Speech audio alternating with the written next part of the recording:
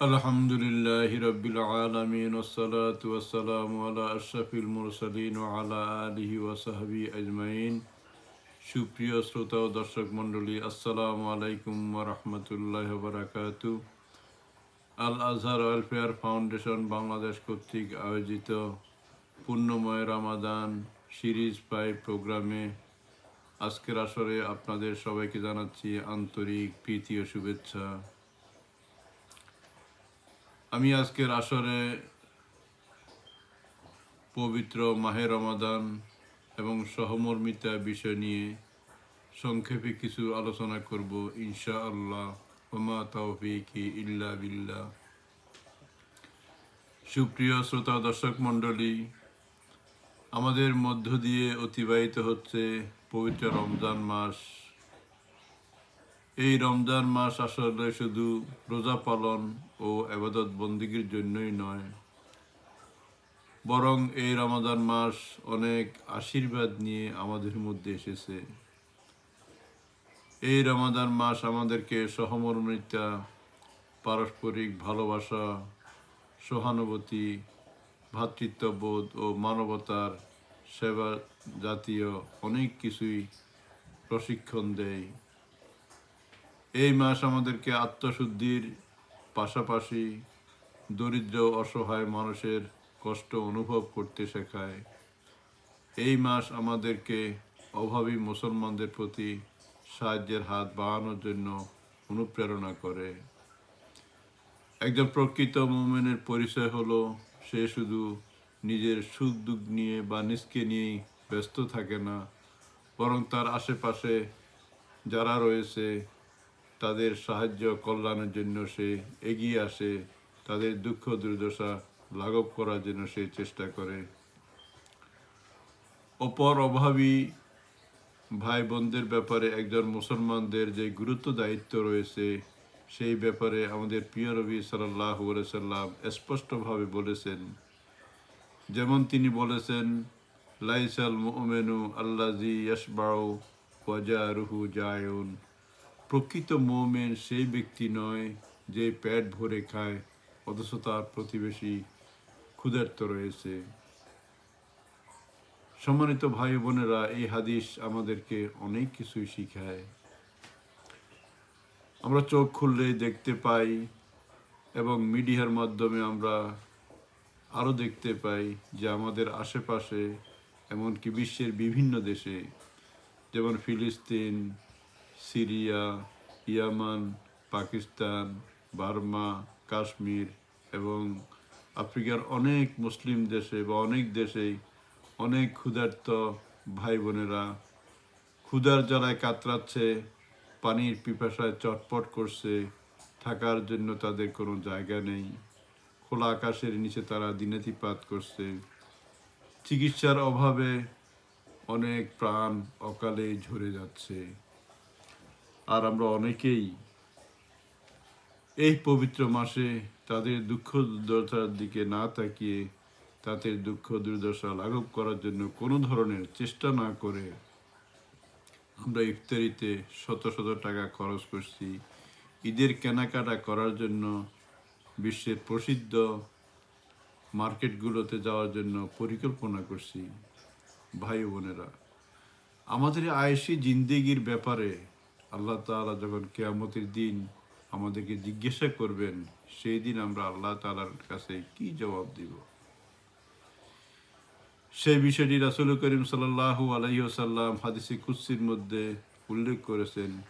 যেমন তিনি বলেছেন, আবু হুরায়রা রাদিয়াল্লাহু তাআলা আনহু বলেন, ইন্নাল্লাহা আযজা ওয়া জাল্লা ইয়াকুলু ইয়াউমাল কিয়ামা, কিয়ামতের দিন আল্লাহ তাআলা বলবেন, ইয়া ইবনা আদম, হে আদম সন্তান, মারিতু ফালাম তাউদনি, আমি অসুস্থ ছিলাম কিন্তু তুমি আমাকে দেখোনি।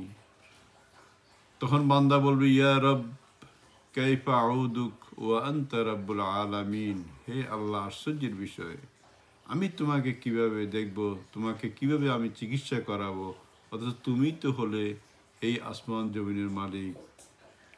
কালা আমা আলিমতা আন্না আব্দি ফুলানান মারিদ, আল্লাহ বলবেন, হে আমার বান্দা, তুমি কি জানো না আমার অমুক বান্দা অসুস্থ ছিল, ফালাম তাউদহু, তুমি তাকে দেখতে যাওনি, তার চিকিৎসার জন্য তুমি হাত বাড়াওনি, তার চিকিৎসার জন্য খরচ দাওনি।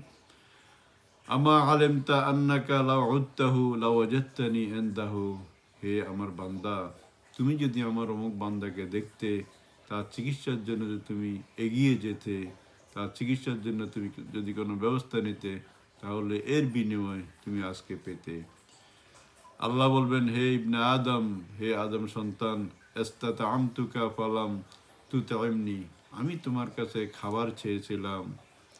কালা ইয়া রব কাইফা উতইমুকা ওয়া আনতা রাব্বুল আলামিন, আমি তোমার কাছে খাবার চেয়েছিলাম ক্ষুধার্ত হয়ে, কিন্তু তুমি আমাকে খাবার দাওনি। বান্দা বলবেন, হে আল্লাহ, এই আসমান জমিনের মালিক, হে আমাদের প্রতিপালক, আমি তোমাকে কিভাবে খাবার দিব, অথচ তুমিই তো হলে এই সব কিছুর মালিক, দু জাহানের মালিক। কালা আমা আলেমতা আন্নাহু এস্তাতা আমাকা আবদি ফুলানুন ফালাম তুতইমহু, আল্লাহ বলবেন, হে আমার বান্দা, আমার অমুক বান্দা অনেক দিন না খেয়ে ক্ষুধার্ত অবস্থায় ক্ষুধার জ্বালা সহ্য করতে না পেরে তোমার কাছে গিয়েছিল, তোমার দরজায় গিয়েছিল, তোমার কাছে হাত পেতেছিল, কিন্তু তুমি তাকে খাবার দাওনি। আন্নাকা লাউ আতআমতাহু লাউ ওয়াজাদতা যালিকা ইনদি, তুমি যদি আমার অমুক বান্দিকে ওই দিন যদি খাবার দিতে, তাহলে আজকে তার বিনিময়ে আমার কাছে পেতে। হে আমার বান্দা, ইস্তাসকাইতুকা ফালাম তাসকিনি, আমি পিপাসিত হয়ে তোমার কাছে গিয়েছিলাম, কিন্তু তুমি আমাকে পানি দাওনি খাবার পান করার জন্য, আমার পিপাসা নিবারণ করার জন্য তুমি আমাকে কিছু পান করতে দাওনি। বান্দা বলবেন, হে ইয়া রব কাইফা আসকিকা ওয়া আনতা রাব্বুল আলামিন, একইভাবে বান্দা আল্লাহর প্রশ্নের উত্তর দিবেন, হে আল্লাহ, আমি তোমাকে কিভাবে পানি পান করাবে, অথচ তুমি তো হলে এই আসমান জমিনের মালিক, তোমার কাছে তো সব কিছু, তুমি তো হচ্ছ সব কিছুর অধিকারী, এই বিশ্বজাহানের মালিক। আল্লাহ বলবেন, হে বান্দা, এস্তাসকাকা আবদি ফুলানুন ফালাম তাসকিহি, আমার অমুক বান্দা পিপাসিত হয়ে তোমার কাছে গিয়েছিল, পিপাসার জ্বালায় তোমার কাছে গিয়েছিল, তুমি তাকে পানি পান করনি, সে বিশুদ্ধ পানির অভাবে সে অসুস্থ হয়েছে, অনেকে দুনিয়া থেকে চলে গিয়েছে, কিন্তু তুমি তাকে কোনো ধরনের পানি দাওনি, বিশুদ্ধ পানি পান করার কোনো ব্যবস্থা তুমি করনি। হে আমার বান্দা, তুমি যদি আমার ওই বান্দার পিপাসা নিবারণ করতে, তাকে যদি খাবার দিতে, তার চিকিৎসার জন্য যদি তুমি হাত বাড়িয়ে দিতে, চিকিৎসার ব্যবস্থা করতে, আজ তার বিনিময়ে তুমি আমার কাছে পেতে। সম্মানিত ভাই বোনেরা, এইভাবে এই হাদিসগুলো আমাদেরকে অনেক মেসেজ দেয় যে কিয়ামতের দিন আমরা দুনিয়াতে যে আরাম আয়েশে জীবনযাপন করছি, এই প্রশ্নের উত্তর আমাদেরকে অবশ্যই কিয়ামতের দিন দিতে হবে। অন্য হাদিসে রাসূল সাল্লাল্লাহু আলাইহি সাল্লাম বলেছেন, মান নাফাসা কুরবাতা আখিহি নাফাসাল্লাহু কুরবাতাহু কুরাবি ইয়াউমিল কিয়ামা, কোনো বান্দা যদি তার অপর ভাইয়ের দুঃখ দুর্দশা যদি লাঘব করে, কিয়ামতের দিন আল্লাহ তাআলা তার দুঃখ দুর্দশা লাঘব করবে। আমরা সবাই জানি কিয়ামতের দিন আমাদের সবাইকে কঠিন পরীক্ষার সম্মুখীন হতে হবে। তাই আমি যদি আমার কোনো ভাই বোনকে, আমার কোনো অপর মুসলমান ভাই বোনকে, প্রতিবেশীকে, কাউকে যদি আমি কোনো ধরনের সহযোগিতা করি, তার দুঃখ দুর্দশা কষ্ট যদি আমি লাঘব করি এই দুনিয়াতে, তাহলে কিয়ামতের দিন আল্লাহ তাআলা আমারও দুঃখ দুর্দশা লাঘব করবেন। রাসূল সাল্লাল্লাহু আলাইহি ওয়াসাল্লাম আরও বলেছেন, আল্লাহু ফি আউনিল আবদ মা দামাল আবদু ফি আউনিহি, আমরা সব সময় আল্লাহর সাহায্যের মুখাপেক্ষী, আর সেই সাহায্য পেতে হলে রাসূল সাল্লাল্লাহু আলাইহি ওয়াসাল্লাম বলেছেন, আমি যদি আমার কোনো ভাই বোনকে সাহায্য করি, যতক্ষণ পর্যন্ত আমি আমার ভাই বোনকে সাহায্য করব, ততক্ষণ পর্যন্ত আল্লাহ আমাদেরকে সাহায্য করবেন।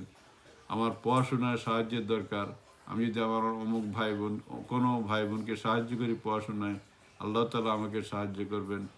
আমি যদি আমার কোনো ভাই বোন দুঃখ দুর্দশা লাঘবের জন্য এগিয়ে আসি, তাহলে আল্লাহ তাআলা আমার জন্য এমন কিছু লোক সৃষ্টি করে দিবেন, যারা আমার দুঃখ দুর্দশা লাঘব করার জন্য চেষ্টা করেন।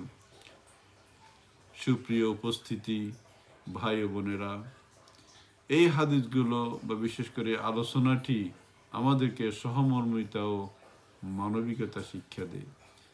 একজন সত্যিকারের মুসলমান কেবল নিজের সুখ স্বাচ্ছন্দ্যের কথা ভাবে না, বরং অসহায়দের কষ্ট সেই ভাগ করে নেই, তাদের পাশে দাঁড়ায় এবং তাদের সাহায্যে এগিয়ে আসে। তাই আমাদের উচিত, আসুন আমরা এই রমজানের আত্মশুদ্ধির প্রশিক্ষণ কাজে লাগিয়ে অন্যের প্রতি সহমর্মী ও সহানুভূতি হই এবং মানবতার সবাই এগিয়ে আসার জন্য আমাদেরকে আত্মনিয়োগ করি। আল্লাহ আমাদের সবাইকে এই শিক্ষা পূর্ণরূপে বাস্তবায়ন করার তৌফিক দান করেন। আমিন। আসসালামু আলাইকুম ওয়া রাহমাতুল্লাহ।